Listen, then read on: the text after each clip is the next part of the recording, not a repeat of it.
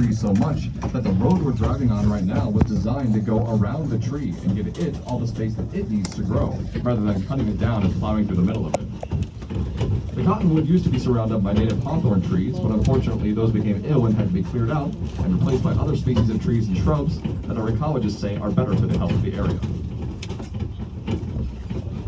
As we go by our cottonwood tree, our view is opening up back to the Japanese garden on the right, where we can see the last of the 3 islands in Sachoen. That is Keunto, or the island of the auspicious cloud, which, as you can see, is home to our second arbor house, that little yellow building on top of the island. If you happen to go by Keunto at some point later today on your own, you'll also run into another building which is not immediately visible from here on the road.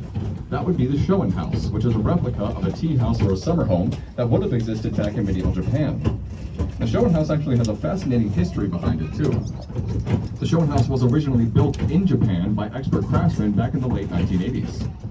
It actually ended up here because it was a gift from those same craftsmen, who then disassembled the entire house, shipped it over here to the Chicago Botanic Garden, and then rebuilt it themselves just so it could be a part of our garden space. So we had them to thank for that wonderful gift. Another interesting fact about the Shoen House is that it uses no metalwork to hold it together. There are no nails, no screws, and no metal bracketry. It's all wood pegs, wood notches, and gravity. Some of you may also be wondering what these sort of flower beds are over here on the right-hand side, with all kinds of different plant species just hanging out next to each other. Every year with the Chicago Botanic Garden, we get thousands of different species of plants from all over the world.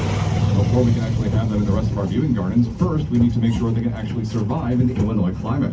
How do they deal with our very cold winters? How do they deal with our hot and humid summers? So all of our new arrivals start their lives over here in our testing beds to the right-hand side. For 4 straight years, our plant scientists and botanists check on the health and vitality of all of these individual plants. And if they're able to survive for 4 years, then they can join the rest of our viewing gardens. And speaking of our plant scientists and botanists, you'll find plenty of them in this building on the left-hand side. This is our Plant Conservation and Science Center.